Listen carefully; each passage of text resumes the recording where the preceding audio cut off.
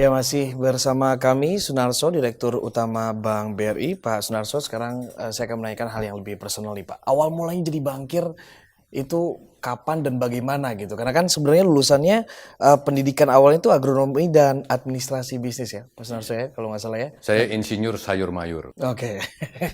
Nah, kenapa Pak bisa terjun jadi bankir? Pertama, jadi karir saya mungkin saya bagi dua babak ya. Babak pertama sejak saya lulus sebenarnya saya masuk di sektor real ya. Jadi saya pernah kerja di konsultan perencanaan, tata ruang, pengembangan wilayah. Kemudian saya pernah kerja di perkebunan. Saya pernah kerja untuk jadi marketing di produk-produk biotek. Oke. Dan kemudian saya mulai bergabung dengan bank itu tahun 90 di Bank Dagang Negara. Kemudian Bank Dagang Negara merger menjadi Mandiri, ya saya ikut di Mandiri sampai saya jadi direktur satu periode di sana. Dan saya tetap passionate untuk membiayai segmen-segmen yang terkait industri yang terkait dengan agribisnis. Tapi nggak hilang lah, itu insinyur sayur mayurnya itu nggak hilang. Gitu. Masih ada Pak ya? Oke, terus kemudian sampai saya di-assign ke BRI, kemudian ke Pegadaian, balik lagi ke BRI. Itu karir saya. Tetapi memang dari awal sudah suka gitu Pak dengan apa ya, kalau masyarakat melihat bankir itu kan, oh ini angka-angka gitu yang dikerjakan setiap harinya. Memang sejak mungkin dari bangku sekolah sudah tertarik ke arah sana. Tentang angka-angka. Iya. Tentang angka-angka saya bukan masalah tertarik gitu. Karena sekarang jadi bankir, angka itu penting, makanya kemudian saya hafal angka-angka di neraca dan laba rugi itu. Karena penting gitu. Itu seperti mainan saya. Waktu kecil kan kita nggak pernah lupa naruh mainan kita di mana. Karena itu penting gitu. Sekarang karena mainan kita tuh angka, kita juga nggak pernah lupa sama angka yang kita create itu. Kira-kira begitu. Jadi memang awalnya karena tertarik dulu gitu, terjun ke bank gitu. Tadi BDN awalnya ya. Iya. Tertariknya begini, saya ngeliat kalau saya misalnya katakanlah tetap di kebun, mungkin kapasitas manajerial saya bisa ngelola katakanlah 100.000 hektar gitu. Tapi betapa luar biasa kalau saya di bank dan kemudian saya mensupport katakanlah bisa jutaan hektar perkebunan karena saya di bank bagian megang duitnya gitu. Menurut saya itu lebih powerful gitu. Jadi lebih punya power gitu ya. Iya, lebih punya kapasitas gitu kira-kira seperti itu. Dengan berganti-ganti industri itu bagaimana cara Anda beradaptasi Pak? Karena kan kalau kita mengatakan adaptasi ini juga hal yang penting gitu untuk saat ini, karena dengan perkembangan teknologi, balik lagi ke digitalisasi gitu ya, masyarakat ataupun juga setiap individu itu harus pintar beradaptasi. Nah, dengan pindah-pindah sektor yang dikerjakan pada saat itu, bagaimana cara Anda beradaptasi sehingga bisa menjadi apa ya, karyawan pada saat itu yang kinerjanya juga tetap bagus gitu walaupun pindah-pindah profesi. Yang paling berat adalah pindah dari sektor real ke sektor keuangan ya saya kira. Tetapi itu kan nggak langsung begitu saja, sehingga ketika masuk di bank kan ada namanya Officer Development Program ya, dan itu dididik dulu gitu. Dididik dulu, saya masih ingat dididik 3 bulan penuh dan kemudian masih harus melalui job training segala macam dan baru kemudian kita dicemplungkan ke dunia kerja yang nyata di banking gitu. Dan kebetulan memang saya masih tetap membawa knowledge saya, experience saya di agro, maka ketika saya bergabung di bank, knowledge itu tidak saya biarkan begitu saja, tidak saya lupakan begitu saja. Ternyata itu diperlukan, terutama untuk ya saya sebut saja agro financing, itu butuh itu. Dan smoothingnya saya seperti itu. Jadi waktu masuk di bank, memang kita pegang sektor keuangan, tetapi ternyata masih dibutuhkan knowledge yang terkait sama sektor real di mana saya berasal. Kira-kira mungkin seperti itu. Tapi kemudian selanjutnya perpindahan kan dari bank satu ke bank lain gitu. Terus kemudian dari bank. Tapi kan culture-nya pasti beda walaupun sama-sama sektor keuangan gitu. Tapi kan biasanya tiap perusahaan punya culture yang berbeda kan Pak?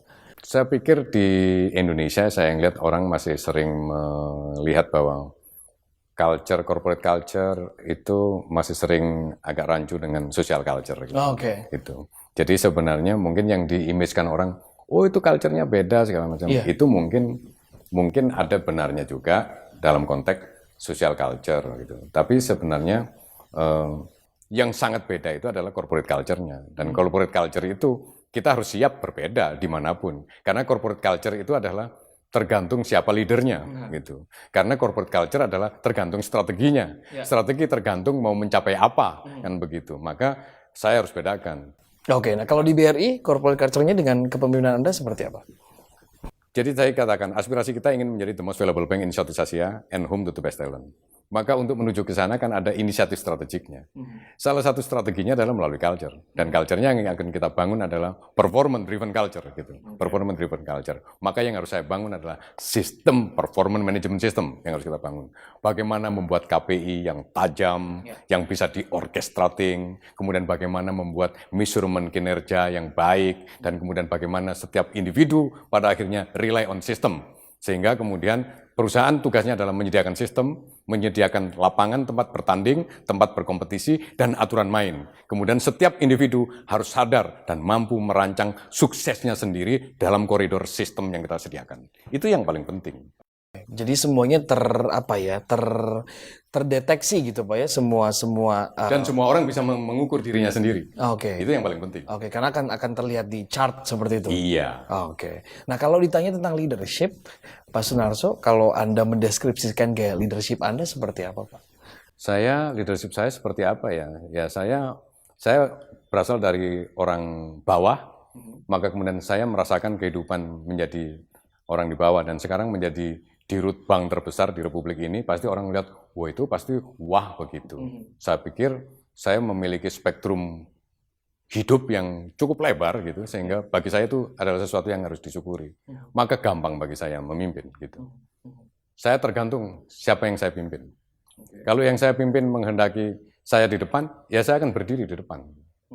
Tapi kalau yang saya pimpin menghendaki, Bapak jangan di depan Pak, kami berani maju ke depan. Bapak ada di tengah-tengah kami aja, ya saya akan turun di tengah-tengah situ. Di tengah-tengah situ, ikut main bola bareng segala macam itu. Kalau mereka menghendaki. Gitu. Tapi kalau mereka bilang bahwa, Pak di depan kami berani, di tengah kami akan kerjakan, Bapak cukup menjadi backing kami saja di belakang, ya saya akan ada di belakang mereka. Kira-kira leadership saya seperti itu. Oke, jadi mendengarkan aspirasi dari yang dipimpin itu gitu yang ya. penting. Oke. Seperti apa tapi Pak penempatannya, kan karena kadang kalau kita lihat kepemimpinan itu kan banyak tipenya gitu ya, banyak modelnya. Tadi Anda mengatakan bahwa ada di depan, ada di tengah, ada di belakang. Tapi kan untuk harmonisasi itu kan beda-beda tuh Pak, skill dan juga gaya kepemimpinan yang dibutuhkan kan pada saat di depan, di tengah ataupun di belakang. Itu gimana membedakannya Pak? Kuncinya adalah ketajaman kita, kejelian kita, membaca sebenarnya apa suara mereka itu. Itu yang paling penting. Jadi sebenarnya makanya kemudian yang harus dibangun culture-nya. Culture-nya apa? Culture sungkan saya pikir harus dikikis. Karena sungkan itu beda sama respect. Gitu. Kalau anak buah kita sungkan sama kita, maka pasti dia tidak akan menyuarakan sesuatu yang sebenarnya. Maka keterbukaan harus kita bangun, ketulusan harus kita bangun, dan kemudian dari keterbukaan dan ketulusan itu kita dapat sesuatu yang genuine. Maka sebenarnya mereka ini menghendaki saya di depan, atau di tengah-tengah, atau di belakang. Itu yang perlu kita sharing. Jangan sampai orang bilang, Bapak saja di depan, Bapak saja di depan. Tapi sesungguhnya mereka nggak mau kita di depan. Itu kalau dibangun dengan budaya sungkan, budaya takut, dan lain-lain.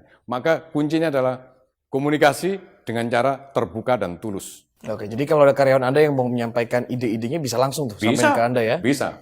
Tanpa perlu takut-takut gitu ya? Ke user dulu atau kemana gitu? Dan saya katakan, ketakutan, sungkan, segala macam hanya akan mengundang middleman. Dan middleman adalah sumber inefisiensi yang luar biasa. Di segmen apapun, bisnis, culture, organisasi, middleman hanya menimbulkan broker-broker, dan itu akan menimbulkan inefisiensi yang luar biasa. Bangun culture memang harus komunikasi langsung. Jadi Anda ingin semua karyawan Anda menjadi leader gitu ya di setiap semua karyawan, divisinya, semua adalah leader. Paling tidak pemimpin dirinya sendiri dulu. Gitu. Oke, baru nanti menjadi pemimpin di perusahaan gitu ya Pak. Saya kira itu. Oke, Pak Sunarso, terakhir terkait dengan apa ya, bisa dikatakan pesan, atau kalau mungkin anak-anak zaman sekarang bilangnya tips and trick gitu Pak, terkait dengan adaptasi lagi-lagi gitu, karena kan yang mereka hadapi adalah disrupsi setiap hari gitu Pak. Bahkan kita nggak perlu nunggu seminggu untuk ada perubahan gitu ya, bahkan jam, detik pun juga ada perubahan gitu. Nah, apa yang Anda bisa bagikan dari pengalaman Anda gitu ya, terkait dengan adaptasi yang harus bisa kita lakukan di zaman yang penuh disrupsi ini? Memimpin menurut saya tidaklah mutlak ke kanan atau ke kiri. Jadi memimpin menurut saya adalah menyetimbangkan. Memimpin adalah seperti sopir, seperti pilot, untuk membawa seluruh penumpangnya dan kendaraannya mencapai tujuan. Itu dulu yang kita harus pahami. Dan kemudian untuk menuju ke sana, kita bisa pakai high speed, bisa medium speed, bisa low speed. Tetapi mau high, mau medium, mau low, itu tergantung kebutuhan. Maka siapa yang bisa menentukan ini harus jalan dengan speed yang tinggi, dengan medium atau low, itu adalah kemampuan menyetimbangkan, bukan menyeimbangkan ya. Kalau seimbang itu bisa 50-50, kalau setimbang itu proporsional. Jadi kapan kita memang benar-benar harus koersif, kapan kita harus katakanlah mungkin lebih santai segala macam, itu tergantung kebutuhan. Kejelian memimpin menurut saya dibutuhkan untuk supaya kita menjadi pemimpin yang benar-benar mampu menyetimbangkan perjalanan organisasi mencapai aspirasinya. Jadi kalau ditanya yang singkat saja, saya katakan memimpin itu menyetimbangkan. Oke, pemimpin itu adalah menyetimbangkan. Baik, terima kasih Direktur Utama Bank BRI Sunarso sudah bergabung bersama kami. Terima kasih. Terima kasih. Ya, demikianlah Economics untuk episode kali ini, CNBC Indonesia Beyond Business.